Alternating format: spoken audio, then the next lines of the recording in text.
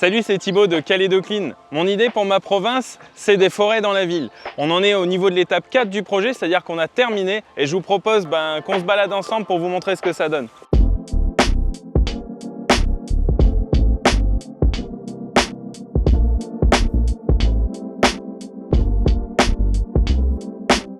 L'idée du projet des forêts dans ma ville, c'est avant tout de planter 10 000 arbres en 5 ans dans les espaces naturels de la capitale.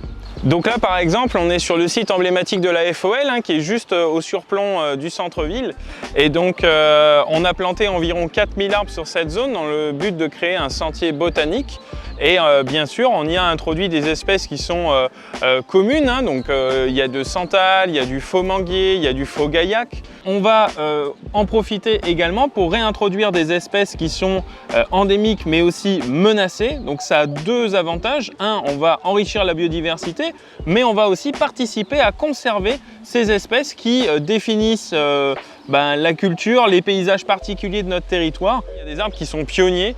Leur objectif, c'est d'aller rapidement pousser, croître, aller chercher de la lumière. Et puis derrière, ça va permettre notamment à ceux qui vont pousser plus lentement d'être protégés. Par exemple, dans les périodes de sécheresse ou d'été, ils vont bénéficier d'une meilleure humidité. Ils vont bénéficier aussi de plus de fraîcheur et ils vont être un petit peu protégés des rayons du soleil qui sont plus agressifs en saison sèche. Le dossier est très facile à remplir, il est hyper accessible, c'est-à-dire que vraiment monsieur, madame, tout le monde peuvent à n'importe quel moment se dire voilà, je vais monter mon projet et je vais utiliser le budget participatif. Il y a un tout petit formulaire à remplir qui est hyper simple.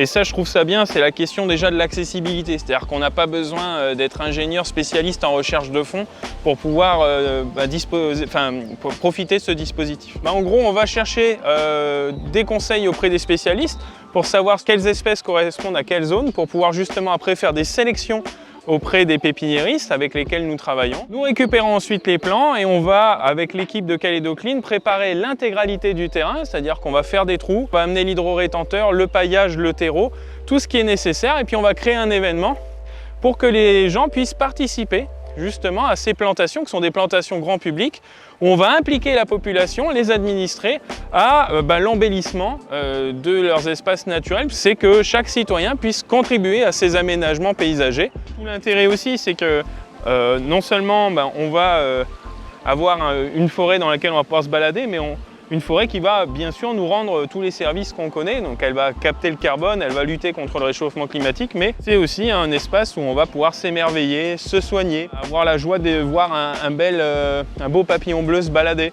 Et c'est tout bête, mais c'est aussi ça l'importance de ces espaces-là. Que c'est toujours intéressant que la province sud, elle permette justement à tous ses administrés de pouvoir s'impliquer dans la vie de la communauté et de pouvoir financer leurs projets au travers d'un dispositif. Une fois que les arbres ont été plantés sur les différents sites, les équipes de Calédo-Clean viennent environ 4 à 5 fois par an pour venir entretenir les parcelles reboisées. Et donc notamment, ils vont venir faire de l'arrachage manuel, un peu de débroussailleuse, mais pas trop, parce qu'il faut bien sûr protéger les plants.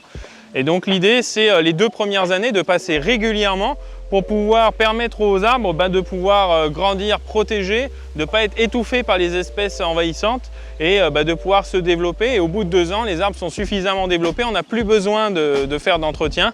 La forêt s'épanouit et nous, après, on n'a plus qu'à continuer notre chemin. On a environ, sur les milliers d'arbres plantés chaque année, on a une moyenne de 70% de taux de survie. Donc ça veut dire que les 3/4 de ce qu'on plante aujourd'hui survit, va croître et va constituer des nouvelles forêts dans notre environnement calédonien qui en a tant besoin. C'est quelque chose qui crée du lien, qui permet aux gens de se reconnecter avec la nature, mais se reconnecter aussi entre eux, les uns les autres. Et puis je trouve que ça permet aussi une proximité entre nous, citoyens, et l'institution. Avant, on voyait toujours l'institution comme quelque chose de loin. Et là, aujourd'hui, en fait, l'institution, elle est là, elle est à nos côtés. Et en fait, on travaille ensemble, main dans la main, citoyens et institutions. Et moi, personnellement, en tant que jeune Calédonien, ça me touche parce que je me dis... ça renforce mon sentiment d'appartenance à mon pays, quoi.